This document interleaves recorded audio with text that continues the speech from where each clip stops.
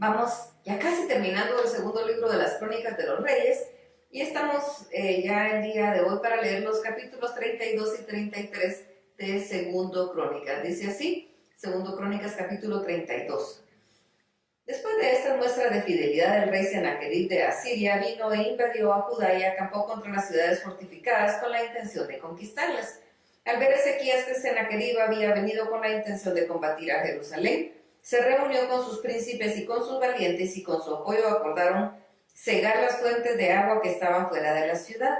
Mucha gente se reunió y fueron cegadas todas las fuentes y el arroyo que corría a través del territorio, pues decían, porque han de hallar los reyes de Asiria muchas aguas cuando vengan.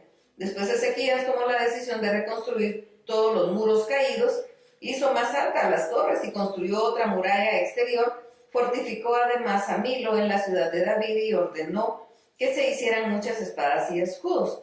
Puso capitanes de guerra al frente del ejército y los reunió en la plaza a la entrada de la ciudad y apelando a su corazón les dijo, ánimo, esfuércense y no tengan miedo del rey de Asiria ni de toda la multitud que viene con él.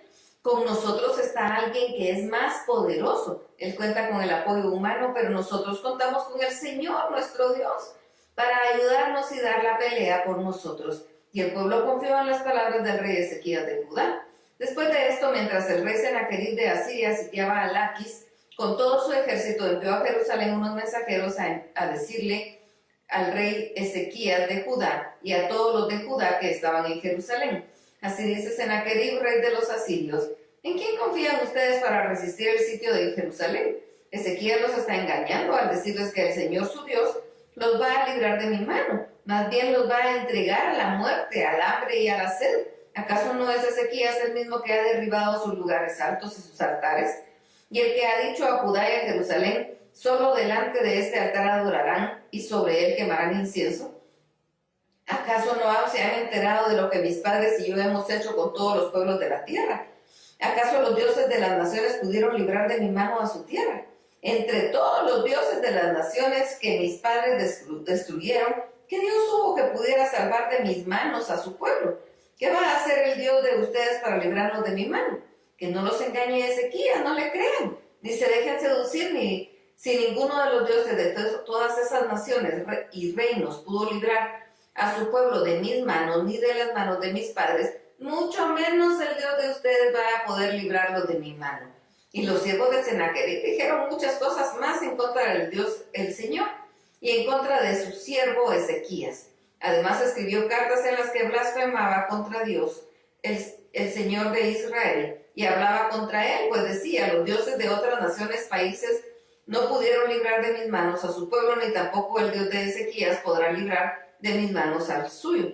Eso lo decía en lengua judaica al pueblo de Jerusalén que estaba sobre las murallas, y lo hacían a voz en cuello para espantarlos y atemorizarlos, y podían así conquistar la ciudad. Hablaban contra el Dios de Jerusalén como si hablaban contra los dioses de los pueblos de la tierra, que son hechura humana. Ante esto el rey Ezequías y el profeta Isaías, hijo de Amós, oraron y clamaron al cielo. Entonces el Señor envió un ángel que destruyó a los soldados más valientes del ejército de Asiria, y también a sus jefes y capitanes, y así el rey de Asiria regresó avergonzado a su país, y ahí sus propios hijos lo mataron a filo de espada en cuanto entró en el templo de su Dios. Así fue como el Señor salvó a Ezequías y a los habitantes de Jerusalén de las manos del rey Senaquerib de Asiria y de las manos de todos, y les dio reposo por todos lados. Entonces muchos trajeron a Jerusalén ofrendas para el Señor y ricos presentes para el rey Ezequías de Judá. Y en consecuencia Ezequías fue engrandecido delante de todas las naciones. Por esos días Ezequías cayó gravemente enfermo y casi murió. Pero oyó al Señor y el Señor respondió y le dio una señal. Pero Ezequías no correspondió al bien que le había sido dado, sino que se envaneció su corazón, y por eso la ira de Dios vino contra él y contra Judá y Jerusalén. Pero después de haberse enaltecido, Ezequías se humilló y con él los habitantes de Jerusalén, y mientras Ezequías estuvo con vida, la ira del Señor no vino sobre ellos. Y tuvo Ezequías riquezas y gloria, muchas en gran manera, y adquirió tesoros de plata y oro, piedras preciosas, perfumes, escudos y toda clase de joyas deseables. Asimismo hizo depósitos para las rentas del grano, del vino y del aceite, establos en todas clases de bestias, y apriscos para los ganados. Adquirió también ciudades y hatos de ovejas y de vacas en gran abundancia, porque Dios le había dado muchas riquezas. Ezequías cubrió los manantiales de Gihón, la de arriba, y condujo el agua hacia el occidente de la ciudad de David. Y fue prosperado Ezequías en todo lo que hizo, pero en lo referente a los mensajeros de los príncipes de Babilonia, que enviaron a él para saber el prodigio que había acontecido en el país, Dios lo dejó para probarle y para hacer conocer que todo estaba en su corazón. Los demás hechos de Ezequías y sus misericordias, aquí todos están escritos en la profecía del profeta Isaías, hijo de Amós, en el libro de los reyes de Judá y de Israel. Finalmente Ezequías descansó entre sus antepasados y lo sepultaron en el lugar más prominente de los sepulcros de los hijos de David, honrándole en su muerte como Judá y toda Jerusalén, y reinó en su lugar Manasés, su hijo. Segundo Crónicas, capítulo 33. Manasés tenía 12 años cuando comenzó a reinar y reinó en Jerusalén 55 años. Pero hizo lo malo a los ojos del Señor y cayó en las repugnantes prácticas de las naciones que el Señor había expulsado de la presencia de los israelitas. Pues volvió a levantar los lugares altos que su padre Ezequías había derribado, y levantó otros altares a los Baales, hizo imágenes de acera y adoró a todo el ejército de los cielos y les rindió culto. Edificó también altares en el templo del Señor, el cual había dicho el Señor: mi nombre estará en Jerusalén para siempre. Y en los dos atrios del templo del Señor levantó altares a todo el ejército de los cielos.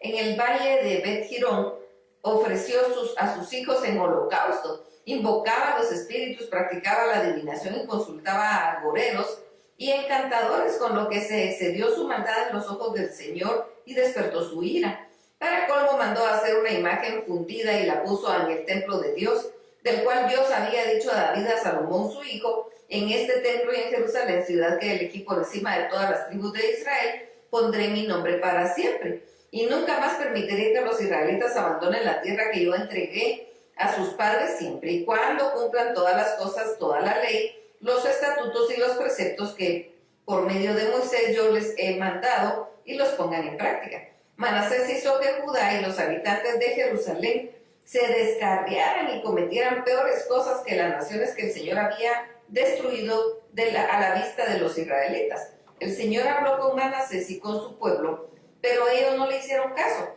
Por eso el Señor lanzó contra ellos a los generales del ejército del rey de Asiria, y estos aprisionaron a Manasés con grilletes y encadenado lo llevaron a Babilonia.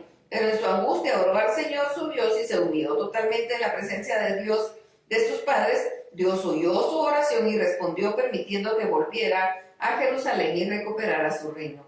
Así Manasés reconoció que el Señor era Dios.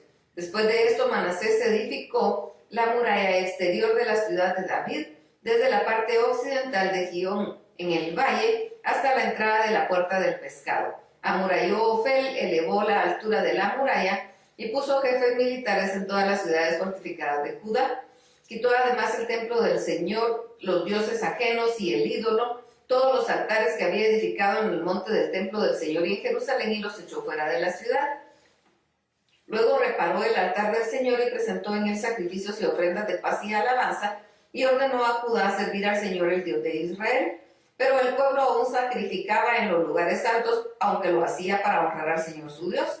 Los demás hechos de Manasés y su oración a su Dios, y las palabras de los videntes que le hablaron en nombre del Señor y Dios de Israel, se hallan escritos en las actas de los reyes de Israel. También su oración y cómo ésta fue oída, y todos sus pecados y rebeldías, y los sirios, donde edificó lugares altos y erigió imagen de acera e ídolos, antes de humillarse, se hallan escritos en las crónicas de los videntes.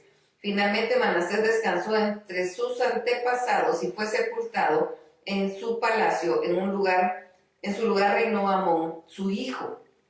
Amón tenía 22 años cuando comenzó a reinar, y reinó en Jerusalén 2 años, pero hizo lo malo ante los ojos del Señor, tal y como lo había hecho Manasés su padre, pues ofreció sacrificios y sirvió a todos los ídolos que su padre Manasés había mandado hacer. Y nunca se humilló delante del Señor como se humilló Manasés su padre. Al contrario, aumentó el pecado. Pero sus siervos conspiraron contra él y lo mataron en su palacio. Entonces el pueblo de la tierra mató a todos los hijos que habían conspirado contra el rey Amón, y en su lugar proclamó como rey a Josías, su hijo. Qué triste la condición del hombre. Hasta aquí la lectura. Dios los bendiga.